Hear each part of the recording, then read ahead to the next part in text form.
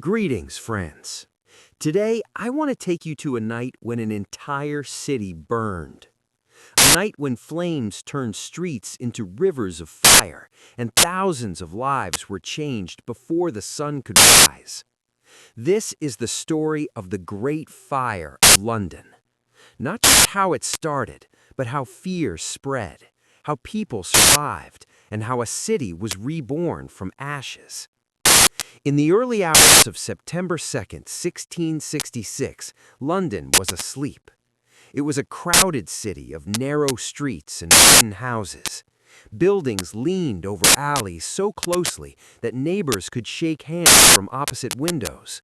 Most homes were built from timber, sealed with pitch, and filled with dry goods. Fire was a daily danger. Candles burned through the night. Cooking fires stayed lit. Chimneys were poorly cleaned, but no one expected what was about to happen. Just after midnight, in a small bakery on Pudding Lane, a fire broke out. The bakery belonged to Thomas Farriner, the king's baker. An oven had not been fully extinguished. At first, the fire seemed manageable, small, contained. But the summer of 1666 had been unusually dry. Wood was brittle. The air was hot. A strong wind blew through the city. Flames spread from the bakery to neighboring houses, then to warehouses filled with oil, rope, and alcohol. The fire jumped rooftops. It moved faster than men could run. Church bells rang. Shouts echoed through the streets. Buckets were passed hand to hand, but water was scarce. London had no professional fire brigade. The only way to stop fires was to tear buildings down to create fire breaks. But hesitation proved deadly. The Lord Mayor of London was slow to act.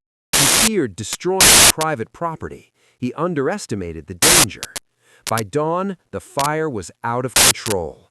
Entire streets were ablaze. The sky glowed red. Ash fell like snow.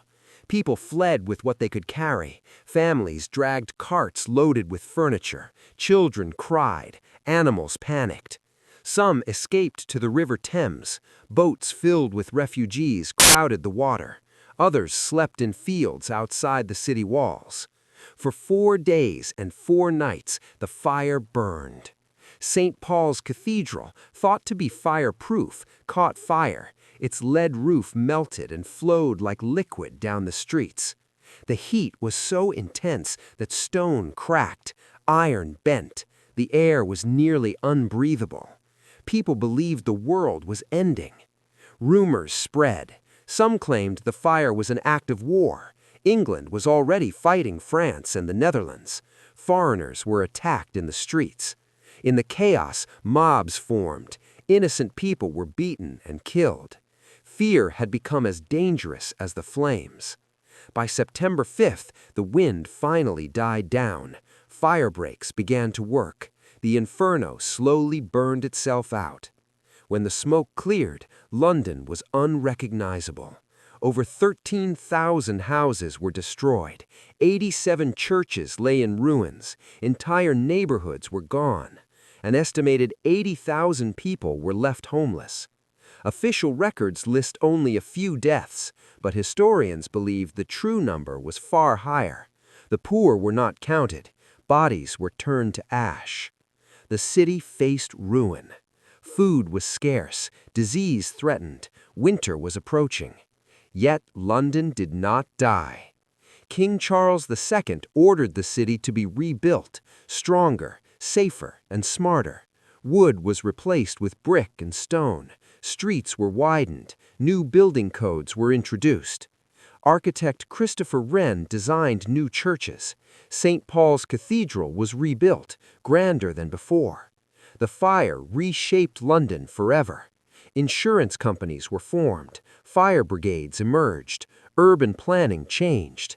The disaster forced progress. But the human cost was never forgotten. Today, a small monument stands near Pudding Lane. It marks the place where the fire began. It's easy to walk past it, easy to forget. But on that night in 1666, an entire city learned how fragile, civilization truly is. The Great Fire of London was not just a tragedy, it was a lesson written in flame. That cities are living things, that safety cannot be assumed, that hesitation can be deadly, and that even from complete destruction, something new can rise. London burned, London survived, and London remembered.